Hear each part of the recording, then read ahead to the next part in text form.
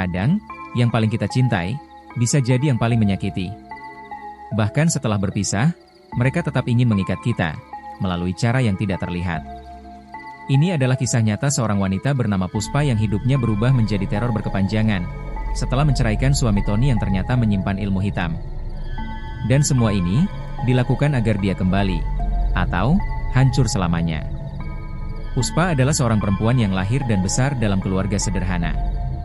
Ia tumbuh menjadi gadis yang lemah lembut, penuh kasih, dan tak pernah menuntut lebih dari hidup selain kebahagiaan yang tulus. Saat usianya baru memasuki 22 tahun, ia bekerja di sebuah toko alat tulis, dan di sanalah ia pertama kali bertemu dengan Tony, seorang pria yang datang sebagai pelanggan, lalu perlahan menjadi lebih dari sekadar kenalan. Tony adalah sosok yang awalnya tampak sopan, perhatian, dan pandai berbicara. Ia membawa nuansa berbeda dalam hidup Puspa yang selama ini datar. Lewat rayuannya yang manis dan perhatian kecil yang konsisten, Tony berhasil membuat Puspa jatuh cinta.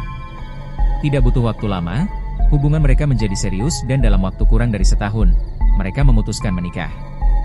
Hari pernikahan mereka sederhana namun penuh haru.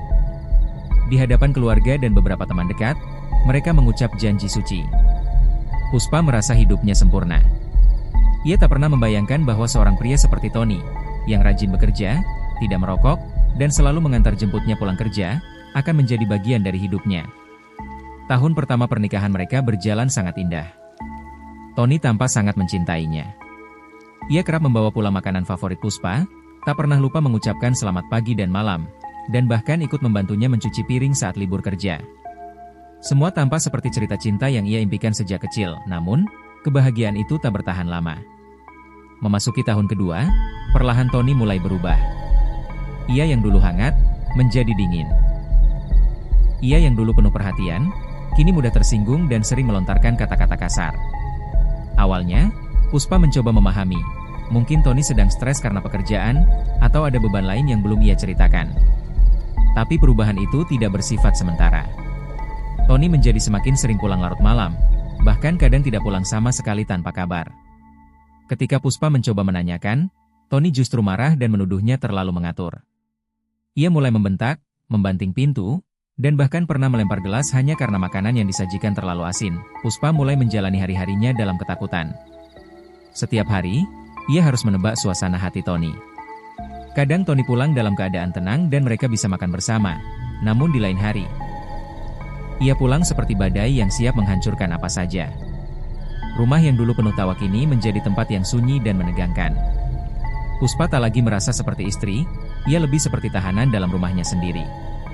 Ia tidak diperbolehkan keluar rumah tanpa izin, tidak boleh bertemu teman-temannya, dan bahkan komunikasi dengan keluarganya pun dibatasi. Tony menjadi sangat posesif dan curiga, bahkan terhadap hal-hal yang sepele. Puspa mulai kehilangan dirinya perlahan-lahan. Ia berhenti tersenyum, matanya selalu tampak lelah, dan tubuhnya pun mulai melemah karena tekanan mental yang terus-menerus ia alami. Meski begitu, Puspa memilih bertahan. Dalam hatinya, ia masih menyimpan harapan bahwa Tony akan berubah. Ia berusaha menjadi istri yang sabar, menuruti semua keinginan Tony, dan menyembunyikan rasa sakitnya dari keluarga. Ia percaya bahwa pernikahan adalah ikatan suci yang harus dipertahankan. Tapi waktu terus berjalan, dan luka di hati Puspa semakin dalam. Hingga pada tahun ke-11, semua mencapai batasnya. Suatu malam, saat Tony mandi dan meninggalkan ponselnya di meja, Puspa secara tidak sengaja melihat notifikasi masuk dari seorang wanita yang tidak dikenalnya. Rasa penasaran membawanya membuka percakapan mereka. Betapa hancur hatinya ketika membaca isi chat mesra, lengkap dengan foto-foto yang tak pantas. Tony telah berselingkuh. Dan bukan baru, melainkan sudah bertahun-tahun lamanya. Bahkan wanita itu mengaku sudah pernah bertemu dengan Tony beberapa kali, termasuk saat Tony mengaku sedang dinas luar kota. Dunia Puspa seketika runtuh. Semua pengorbanan, kesabaran, dan air mata selama 11 tahun terasa sia-sia. Ia akhirnya memutuskan untuk menggugat cerai. Prosesnya tidak mudah. Tony awalnya menolak, lalu berusaha meminta maaf, memohon agar diberi kesempatan kedua. Namun ketika Puspa tetap teguh, sikap Tony berubah drastis. Ia mengancam, mengatakan Puspa tidak akan pernah bisa bahagia tanpanya. Tapi Puspa sudah terlalu lelah untuk takut. Ia menandatangani surat cerai itu dengan tangan gemetar namun hati yang mantap. Dan ketika Puspa berpikir semuanya telah berakhir, ia tidak tahu bahwa kegelapan yang sebenarnya justru baru akan dimulai. Setelah resmi bercerai, Puspa memulai hidup barunya seorang diri. Ia memutuskan untuk tetap tinggal di rumah kecil yang dulu dibeli bersama Tony, karena secara hukum rumah itu sudah atas namanya, dan ia tak punya tempat lain untuk dituju. Ia berharap, dengan kepergian Tony, rumah yang selama ini penuh ketegangan itu bisa menjadi ruang yang damai, tempatnya menyembuhkan luka dan membangun kembali kepercayaan diri yang telah lama hancur. Hari-hari pertama setelah perceraian terasa sunyi, namun juga lega. Tak ada lagi teriakan, tak ada ancaman, dan Puspa tak perlu lagi berjalan di atas pecahan emosi yang tajam. Ia mulai membersihkan rumah, menyingkirkan barang-barang milik Tony, dan mengecat ulang dinding kamar mereka agar tidak ada lagi sisa-sisa kenangan yang menggantung. Namun ketenangan itu tak bertahan lama. Hanya dalam waktu beberapa minggu, Puspa mulai merasakan keanehan yang tak bisa ia jelaskan. Malam pertama gangguan itu datang, Puspa baru saja akan tidur ketika mendengar suara langkah pelan di lantai rumahnya yang berkeramik. Langkah itu terdengar seperti telapak kaki tanpa alas, menyentuh lantai dengan ritme lambat, seakan seseorang sedang mengendap. Awalnya ia mengira itu suara dari luar, mungkin tetangga, atau kucing yang masuk. Tapi suara itu berhenti tepat di depan pintu kamarnya. Puspa menahan napas, jantungnya berdebar kencang, dan ia hanya bisa mematung sambil menatap gagang pintu. Tak lama kemudian, suara itu menghilang, begitu saja, seolah tak pernah ada. Keesokan harinya, ia mencoba menyangkalnya. Mungkin hanya imajinasinya saja, pikirnya. Tapi kejadian itu tak berhenti di situ. Beberapa hari kemudian, ia mendapati lampu dapur menyala sendiri saat ia pulang dari bekerja. Padahal, ia yakin betul telah mematikannya sebelum pergi. Gelas yang tadi pagi masih di rak, kini berada di lantai tanpa pecah, seolah digeser oleh tangan yang tak kasat mata. Puspa mulai merasa tidak nyaman. Ia mencoba membacakan doa-doa setiap malam, tapi gangguan itu justru semakin sering terjadi. Kali ini disertai bau busuk yang menyengat, seperti daging busuk yang dibiarkan berhari-hari. Ia sudah memeriksa saluran air, lemari makanan, bahkan loteng, tapi tidak menemukan sumber bau itu. Aneh ya, bau itu hanya muncul di malam hari, dan selalu di sekitar kamar tidurnya. Rasa takut mulai menyelimuti hari-hari Puspa. Ia yang dulu tenang dan jarang bermimpi kini mulai mengalami mimpi-mimpi buruk yang terus menghantuinya. Dalam mimpinya, ia melihat sosok hitam berdiri di sudut kamar. Sosok itu tidak memiliki wajah yang jelas, hanya siluet tinggi dengan mata merah menyala, menatapnya tajam tanpa suara. Kadang sosok itu hanya berdiri, kadang perlahan mendekat, dan kadang muncul di cermin, menirukan gerak-gerik Puspa namun dengan senyum menyeramkan. Puspa selalu terbangun dengan keringat dingin, napas terengah, dan rasa takut yang tak bisa ia jelaskan. Ia bahkan mulai takut untuk tidur, memilih menyalakan semua lampu dan TV sebagai teman sepanjang malam. Tetangga Puspa pun mulai merasa ada yang aneh. Seorang ibu-ibu yang tinggal tepat di sebelah rumahnya pernah melihat Puspa duduk di teras tengah malam, hanya menatap kosong ke depan tanpa berkedip. Saat ditanya keesokan harinya, Puspa mengaku tidak ingat pernah keluar rumah malam itu. Bahkan, ada satu malam di mana seorang tetangga mendengar suara tangisan lirih dari dalam rumah Puspa. Suara perempuan menangis terisak, namun tak lama berubah menjadi suara tertawa pelan, seperti tawa seorang pria yang sedang mengejek. Puspa bersumpah ia tidak menangis malam itu. Ia justru sedang tidur dengan earphone di telinganya, mencoba menenangkan diri dengan lantunan murotal. Semakin hari, gangguan semakin menjadi.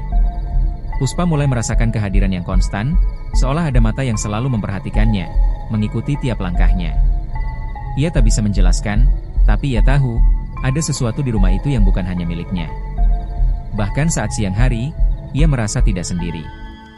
Bayangan di kaca sering terlihat lebih dari satu, dan pintu-pintu rumah mulai menutup sendiri meski tak ada angin. Rasa cemas, gelisah, dan takut menjadi makanan harian. Bahkan saat ia keluar rumah pun, beban itu seolah ikut menempel, tidak pernah benar-benar pergi. Puspa sempat bertanya-tanya, apakah ini hanya efek dari stres dan trauma panjang yang ia alami bersama Tony? Atau, ada sesuatu yang memang sengaja dikirimkan? Sebab perasaan terjebak yang ia rasakan tidak berbeda jauh dari saat ia masih bersama Tony.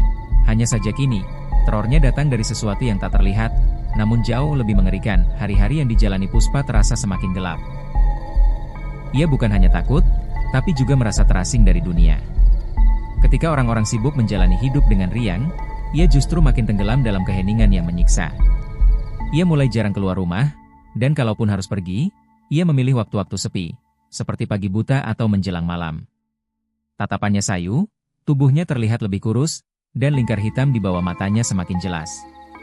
Ia kerap menolak ajakan dari teman-temannya untuk bertemu. Semua telepon jarang ia angkat, dan pesan-pesan pun sering dibiarkan tak terbalas.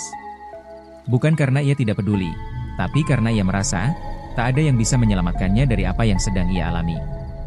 Setiap malam, ia masih dihantui oleh suara-suara. Kadang hanya bisikan halus yang memanggil namanya.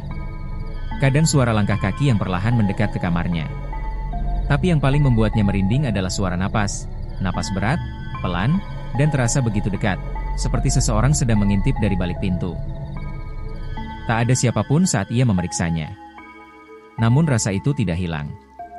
Rumah itu kini seperti penjara tanpa jeruji, tempat di mana ia merasa diawasi terus-menerus oleh sesuatu yang tak tampak di mata, tapi nyata dalam setiap desah ketakutan. Suatu sore, saat ia duduk di depan rumah hanya untuk menghirup udara segar, seorang perempuan tua yang tinggal 2 rumah dari tempatnya menghampiri. Ibu Sari, begitu orang-orang memanggilnya. Ia adalah tetangga yang dikenal pendiam dan lebih banyak menghabiskan waktu merawat tanaman obat di halaman rumahnya. Tapi hari itu, ia tampak serius. Dengan suara lirih, ia menatap Puspa lalu berkata, "Kamu harus hati-hati, nak. Kadang, ada orang yang terlalu mencintai, sampai-sampai tak mau melepaskan, bahkan setelah kalian sudah pisah." Puspa hanya diam, mencoba tersenyum sopan, tapi hatinya mulai bergetar. Ibu Sari melanjutkan, "Orang seperti Tony, kalau tak terima, bisa saja cari jalan yang tak masuk akal. Guna-guna, pelet, itu bukan hal aneh lagi sekarang. Aku bukan mau menakut-nakuti, tapi aura di rumahmu berat sekali. Sejak kalian bercerai, suasana di sini pun berubah. Seperti ada bayangan yang mondar-mandir." Ucapan itu membuat bulu kuduk Puspa berdiri. Ia tak langsung mempercayai, tapi juga tak bisa menyangkal bahwa semua yang dikatakan Ibu Sari sejalan dengan apa yang ia rasakan. Sejak percakapan itu, Puspa mulai memperhatikan hal-hal kecil yang dulu ia abaikan. Ia menyadari bahwa setiap kali gangguan datang, tubuhnya pun bereaksi aneh. Ada malam-malam tertentu di mana ia merasa sangat lemas, seperti habis kehilangan seluruh energinya. Ia juga mulai sering mengalami demam tinggi tanpa sebab jelas, dan dokter pun hanya memberinya obat penurun panas biasa, tanpa diagnosis yang pasti. Tapi rasa sakit itu bukan sakit biasa. Rasanya seperti tubuhnya ditusuk dari dalam, panas, dan berdenyut aneh di bagian punggung dan leher. Yang paling mengerikan adalah saat Puspa mengalami kejadian aneh ketika tengah malam. Ia sedang duduk di ruang tamu, berusaha menenangkan diri dengan membaca buku, saat tiba-tiba tubuhnya terasa berat, dan penglihatannya mengabur. Ia merasa seperti tertidur, tapi tidak. Dalam kondisi setengah sadar itu, tubuhnya kaku, dan dari balik pikirannya sendiri, ia mendengar suara yang jelas, suara lelaki. Suara itu kasar, pelan, dan hanya mengucapkan satu kalimat, "Kamu milikku, Puspa, selamanya." Lalu gelap. Saat ia tersadar, waktu telah berlalu hampir 1 jam. Ia masih duduk di posisi yang sama, tapi bukunya terjatuh, dan tubuhnya berkeringat dingin. Peristiwa itu terus berulang, kadang dalam bentuk mimpi, kadang seperti kerasukan singkat. Ia sering merasa kehilangan waktu, terbangun di tempat yang tidak ia ingat sedang duduki sebelumnya. Pernah suatu malam, ia terbangun dan mendapati dirinya duduk di lantai kamar mandi, menggenggam sisir patah sambil menangis. Ia tak tahu apa yang terjadi. Hanya satu hal yang pasti, ada sesuatu yang sedang merasuki dirinya. Suara-suara itu makin jelas dari hari ke hari. Mereka datang dari sudut-sudut gelap rumahnya, dari bawah tempat tidur, dari belakang lemari, atau dari jendela yang tertutup tirai. Selalu suara yang sama, bisikan laki-laki yang memanggil namanya, pelan tapi tegas, seakan ingin memaksanya menyerah. Kadang suara itu berubah menjadi tawa, tawa yang ia kenal, tawa Tony. Puspa mulai percaya bahwa ini bukan sekadar gangguan biasa. Ini bukan halusinasi, bukan trauma, tapi sesuatu yang nyata. Tony belum selesai dengannya. Dan apapun yang telah dilakukan Tony, kini mulai benar-benar mengikat jiwanya. Tidak dengan tangan, tidak dengan kata, tapi dengan sesuatu yang jauh lebih mengerikan, guna-guna dari orang yang tak tahu cara merelakan. Puspa merasa dirinya berada di titik paling gelap dalam hidup. Setiap hari adalah perjuangan untuk tetap waras. Ia tidak bisa membedakan lagi mana mimpi, mana kenyataan. Rasa takut telah menjadi bagian dari hidupnya. Bahkan sinar matahari pun tak lagi terasa hangat, karena bayangan itu selalu mengikutinya. Hingga akhirnya, dalam keputusasaan yang nyaris membuatnya menyerah, Puspa mengikuti saran Ibu Sari dan memutuskan untuk menemui seorang paranormal yang konon bisa melihat apa yang tak kasat mata. Namanya Mbah Darmo, lelaki tua yang tinggal di ujung desa. Konon, ia sudah menolong banyak orang dari gangguan gaib, namun hanya jika orang itu benar-benar berniat lepas dan siap menghadapi kenyataan yang kadang jauh lebih menakutkan daripada hantu itu sendiri. Malam itu, dengan tubuh gemetar dan hati yang penuh kecemasan, Puspa mendatangi rumah Mbah Darmo. Rumah itu tampak sederhana dari luar, namun dipenuhi aroma dupa dan suara lonceng kecil yang bergoyang setiap kali angin menyentuhnya. Begitu masuk, Mbah Darmo langsung menatap tajam ke arah Puspa. Matanya seolah mampu menembus lapisan terdalam jiwanya. Ia tak banyak bicara, hanya menyuruh Puspa duduk di atas tikar pandan dan menenangkan diri. "Tutup matamu, biarkan aku yang melihat," ucapnya pelan namun tegas. Tak butuh waktu lama, tubuh Mbah Darmo mulai bergetar pelan, dan ia menggumamkan doa-doa dalam bahasa yang tidak Puspa mengerti. Tiba-tiba, ia membuka matanya lebar-lebar dan menatap Puspa dengan serius. "Kamu diikat," katanya dengan suara serak. "Ada sesuatu di dalam tubuhmu, sesuatu yang bukan milikmu. Ini bukan gangguan biasa. Ini ikatan batin media gaib. Seseorang ingin kamu tetap terhubung dengannya, bukan dengan cinta, tapi dengan paksaan." Puspa menahan napas. Ia merasa ingin menangis tapi tidak bisa. Mbah Darmo menjelaskan lebih jauh. Di tubuh Puspa terdapat energi negatif yang diletakkan melalui medium spiritual, mungkin lewat makanan, barang, atau bahkan lewat tatapan. Energi itu dipelihara dari kejauhan, dijaga dan diperkuat terus-menerus. "Orang itu tidak ingin kamu bahagia kecuali bersamanya," ujar Mbah Darmo. "Ia merasa kamu adalah miliknya. Dan selagi kamu menolak kembali, hidupmu akan terus dihancurkan perlahan-lahan." Nama itu tidak disebutkan langsung, tapi Puspa tahu. Tony. Tak ada orang lain yang memiliki keinginan sekuat itu untuk tetap mengontrol hidupnya. Semua perlahan masuk akal. Mimpi buruk, suara-suara, rasa sakit tanpa sebab, perasaan selalu diawasi. Semua adalah bagian dari ikatan batin yang dibentuk bukan atas dasar kasih sayang, melainkan atas obsesi yang kotor. Tony tidak benar-benar mencintainya. Ia hanya tidak bisa menerima bahwa Puspa telah memilih untuk pergi. Dan dengan cara licik ini, Tony ingin memastikan bahwa Puspa tidak akan pernah merasa damai tanpa dirinya. Mbah Darmo memberi pilihan yang membuat dada Puspa terasa sesak. "Ikatan ini bisa diputus," katanya. "Tapi kamu harus kuat. Karena semakin kamu menolak, semakin keras ia akan melawan. Dan kamu harus tahu satu hal, orang yang mengikatmu itu tidak akan tinggal diam. Jika kamu mencoba lepas, dia bisa kirim yang lebih kuat. Lebih jahat. Pilihan itu hanya dua, kembali atau hancur." Kata-kata itu menggema dalam pikiran Puspa selama perjalanan pulang. Ia tak pernah membayangkan bahwa kisah cintanya yang dulu manis bisa berubah menjadi teror sekejam ini. Cinta itu telah membusuk menjadi racun yang mengalir dalam darahnya sendiri. Malam itu, di kamarnya yang sepi, Puspa merenung. Ia menatap langit-langit, mencoba mengingat masa-masa ketika ia masih bisa tertawa, ketika Tony masih memperlakukannya dengan lembut. Namun semua itu kini terasa seperti ilusi. Yang tersisa hanyalah rasa nyeri, dendam yang belum padam, dan jerat gaib yang tak terlihat, namun mencengkeram erat. Ia tahu kini bahwa yang mengikatnya bukan hanya kenangan, tapi sesuatu yang jauh lebih mengerikan. Dan jika ia ingin bebas, ia harus melawan, bukan hanya Tony, tapi juga entitas yang kini tinggal bersamanya, dalam tubuhnya, dalam jiwanya. Perjalanan untuk lepas baru akan dimulai. Tapi ia tak lagi bisa mundur. Sebab jika ia tak memilih untuk melawan, kehancuran adalah satu-satunya akhir yang menunggunya. Hari-hari yang dijalani Puspa semakin suram. Setelah mengetahui bahwa dirinya diikat secara batin oleh Tony melalui media gaib, ia memutuskan untuk melawan. Bersama Mbah Darmo, ia menjalani serangkaian ritual pembersihan yang dipercaya bisa memutus ikatan itu. Setiap pagi ia mandi kembang 7 rupa, airnya telah didoakan khusus dengan mantra-mantra lama yang diturunkan dari generasi ke generasi. Airnya dingin menusuk tulang, dan kadang membuat tubuh Puspa menggigil hebat, seolah ada yang berontak dari dalam dirinya. Tapi ia bertahan, berharap tiap tetes air yang membasuh tubuhnya bisa meluruhkan energi gelap yang telah bersarang terlalu lama. Setiap malam, Puspa juga melakukan doa-doa panjang. Ia duduk bersila di depan lilin kecil yang diletakkan di tengah lingkaran garam, membaca ayat-ayat suci sambil menahan kantuk dan rasa takut. Mbah Darmo menyuruhnya membaca dengan niat bulat, karena gangguan semacam ini tidak hanya bisa diusir dengan ritual semata, tapi juga keteguhan hati. Rumahnya pun telah dipagari dengan berbagai macam benda. Keris tua di atas pintu, raja di dinding, dan botol kecil berisi tanah kuburan yang diletakkan di pojok-pojok ruangan.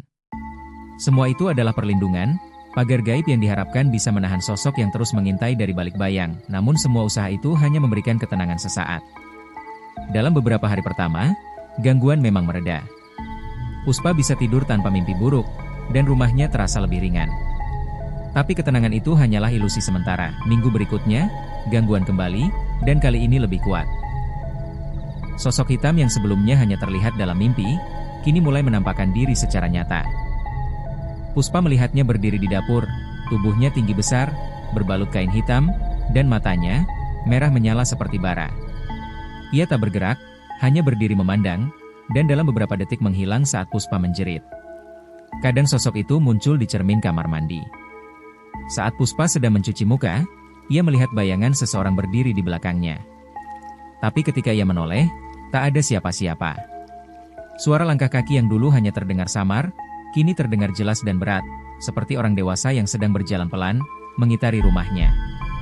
Bahkan, saat ia tidur, Puspa bisa merasakan kasur tempatnya berbaring tiba-tiba bergoyang pelan, seolah ada seseorang yang ikut berbaring di sebelahnya. Ia menangis dalam diam, tubuhnya kaku tak bisa bergerak, hanya bisa berdoa dalam hati agar semua ini segera berakhir. Yang paling membuatnya takut adalah suara tawa. Tawa itu terlalu familiar, tawa Tony. Malam-malam tertentu, ketika ia mulai terlelap, suara itu muncul begitu saja. Kadang dari luar jendela, kadang dari loteng, bahkan pernah terdengar dari dalam lemari bajunya. Tawa itu tidak nyaring, tapi perlahan dan berulang, seakan Tony sedang menikmati penderitaannya. Puspa tahu itu bukan Tony secara fisik. Ia belum pernah melihat mantan suaminya kembali ke rumah ini sejak perceraian mereka. Tapi energi Tony hadir di mana-mana. Seolah ia mengirimkan bagian dari dirinya ke dalam rumah itu, ke dalam mimpi, dan bahkan ke dalam tubuh Puspa. Puspa mulai merasa kehilangan kendali. Ada saat-saat di mana ia tidak bisa mengingat apa yang ia lakukan selama beberapa jam. Ia pernah mendapati dirinya duduk di depan rumah, memegang foto lama pernikahannya dengan Tony, padahal ia yakin sudah membuang semua foto itu ke dalam api beberapa minggu lalu. Pernah juga ia bangun pagi dan mendapati pintu depan terbuka lebar, padahal malam sebelumnya ia menguncinya sendiri dengan gembok. Rasanya seperti ada bagian dari dirinya yang mulai direnggut sedikit demi sedikit, ditarik ke masa lalu yang menyakitkan, masa lalu yang ingin ia kubur dalam-dalam. Mbah Darmo pun mulai kesulitan. Dalam pertemuan terakhir, ia hanya bisa menggelengkan kepala pelan. Ini bukan lagi hanya soal guna-guna biasa, ucapnya serius. Tony bukan hanya menyihirmu, dia menyatukan bagian jiwanya denganmu. Ikatan ini tidak akan mudah diputus jika salah satu dari kalian belum rela. Puspa terdiam, tubuhnya lemas. Ia tidak pernah menyangka bahwa cinta yang dulu begitu indah, kini berubah menjadi jerat yang tak bisa dipatahkan dengan mudah. Tony tak datang dalam wujud fisik. Tapi ia hadir di mana-mana. Mengintai. Menekan. Meneror. Dan ia belum ingin melepaskan. Ritual demi ritual dijalani, namun hasilnya nihil. Puspa mulai bertanya-tanya, apakah ini memang takdir yang harus ia terima? Bahwa hidupnya tak akan pernah benar-benar bebas selama Tony masih bernapas, dan belum menyerah. Jika itu benar, maka pengusiran ini bukan hanya belum selesai. Tapi mungkin, tak akan pernah selesai. Puspa sudah berada di ujung kekuatannya. Berbulan-bulan ia hidup dalam ketakutan, kelelahan, dan kehampaan. Semua usaha telah dilakukan. Ia mandi kembang, berdoa tiap malam, bahkan rumahnya sudah dipagari secara gaib oleh Mbah Darmo. Namun gangguan tidak pernah benar-benar pergi. Sosok hitam itu masih muncul, kadang sekilas, kadang jelas. Suara tawa Tony terus menghantui. Kadang Puspa merasa tubuhnya digerakkan oleh sesuatu yang bukan dirinya. Ia mulai merasa bahwa selama Tony masih hidup, tidak ada satupun pengusiran yang benar-benar berhasil.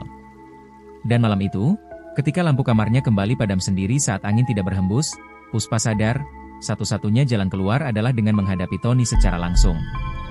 Ia tidak tahu apa yang akan dikatakan, atau apakah Tony akan mengakui semua yang telah dilakukan. Tapi ia tahu, diam sudah bukan pilihan. Esok harinya, dengan jantung berdebar dan tangan yang dingin, ia mendatangi rumah Tony. Rumah itu masih sama seperti dulu, namun terasa lebih gelap dan lebih dingin dari yang ia ingat. Puspa mengetuk pintu dengan keras. Setelah beberapa menit, pintu terbuka. Tony berdiri di sana, wajahnya tampak terkejut, atau pura-pura terkejut. Namun ada sesuatu di matanya yang membuat Puspa yakin, Tony tahu kenapa ia datang. "Aku cuma mau satu hal," ucap Puspa dengan suara tegas yang ia paksa keluar dari tenggorokannya. "Berhenti. Cukup. Lepaskan semua ini. Aku nggak mau hidup seperti ini terus." Tony menatapnya lama. Bibirnya tertarik membentuk senyum kecil, senyum yang dulu ia kenal begitu baik, tapi sekarang justru membuat darahnya berdesir ngeri. "Berhenti?" tanya Tony dengan nada ringan. "Kamu ngomong apa sih?" "Aku nggak ngerti." Puspa tidak membalas. Ia hanya menatap tajam, mencoba membaca apakah kata-katanya menyentuh hati Tony. Jika memang masih ada hati di dalamnya, Tony menghela napas, lalu mengangkat bahu. "Kalau kamu nggak mau balik, ya udah. Tapi jangan salahin aku kalau kamu ngerasain sendiri nanti." Nada suaranya berubah dingin, dan senyuman itu berubah menjadi tatapan kosong, seperti orang yang sudah kehilangan sisi manusianya. Puspa mundur perlahan. Ia tahu tidak ada lagi yang bisa dikatakan. Setelah pertemuan itu, sesuatu berubah. Perlahan tapi pasti, gangguan mulai berkurang. Tidak ada lagi suara langkah kaki di malam hari. Cermin-cermin di rumah tidak lagi memperlihatkan bayangan gelap. Mimpi buruk pun mulai jarang datang. Sosok hitam yang dulu sering berdiri di sudut kamar kini hanya tinggal dalam ingatan. Seolah energi itu mulai melemah, atau mungkin telah ditarik kembali oleh Tony sendiri. Tapi Puspa tidak pernah merasa benar-benar aman. Meskipun hari-harinya kembali normal, ada kebiasaan yang tidak pernah ia tinggalkan, menyalakan lampu setiap malam Jumat. Bukan karena takut gelap, tapi karena ada firasat yang tidak bisa ia abaikan. Setiap malam Jumat, udara di dalam rumahnya terasa sedikit lebih berat, seolah ada sesuatu yang bergerak perlahan, mengamati dari balik bayangan. Ia tidak pernah lagi melihat sosok itu, namun ia tahu, kehadirannya masih ada. Mbah Darmo pernah berkata, ikatan batin seperti ini tidak selalu bisa diputus sepenuhnya. Kadang, yang bisa dilakukan hanyalah melemahkannya, meredamnya. Dan bila salah satu dari mereka kembali membuka pintu, secara sadar atau tidak, maka semuanya bisa kembali. Puspa kini tahu bahwa sebagian dari dirinya akan selalu membawa bekas dari hubungan itu. Luka yang tak terlihat, tapi terasa dalam di dalam jiwa. Tony mungkin tidak mengirimkan gangguan lagi, tapi jiwanya yang telah terhubung terlalu lama meninggalkan jejak yang tak bisa dihapus sepenuhnya. Namun Puspa bukan lagi perempuan lemah yang dulu bertahan dalam pernikahan penuh siksaan. Ia telah menghadapi ketakutan terbesarnya, menantang kegelapan yang membelenggu hidupnya, dan berdiri tegak meskipun nyaris hancur. Ia kini hidup dengan lebih hati-hati. Ia belajar memahami tanda-tanda, menjaga pikirannya tetap kuat, dan tak lagi membiarkan rasa cinta berubah menjadi jerat. Dan meski setiap malam Jumat masih membuatnya gelisah, ia bisa menatap cermin tanpa takut. Karena ia tahu, apapun yang mengawasinya kini, tidak akan menemukan perempuan yang sama. Puspa telah berubah. Ia bukan lagi korban. Ia adalah penyintas. Dan meskipun akhir ini tidak benar-benar membawa kelegaan, ia tahu bahwa ada kekuatan besar dalam bertahan hidup. Dalam melawan, dalam berani berdiri di tengah kegelapan. Karena terkadang, akhir yang sebenarnya, bukan tentang bebas sepenuhnya, tapi tentang menemukan kembali kendali atas diri sendiri. Dan itu, sudah cukup. Apakah kamu percaya dengan guna-guna seperti ini? Pernahkah kamu merasakan teror yang tak bisa dijelaskan logika? Tulis pengalamanmu di kolom komentar, dan jangan lupa subscribe agar kamu tidak ketinggalan kisah horor nyata lainnya. Saya Joe, dan ini adalah Radio Horor AI, tempat di mana suara-suara gelap tidak pernah benar-benar hilang. Matikan lampumu. Tapi jangan pernah mematikan kewaspadaanmu. Sampai jumpa di malam yang lain. Jika kamu masih di sini. Jika Anda pecinta horor sejati, subscribe sekarang dan nyalakan lonceng notifikasi agar tidak ketinggalan cerita terbaru.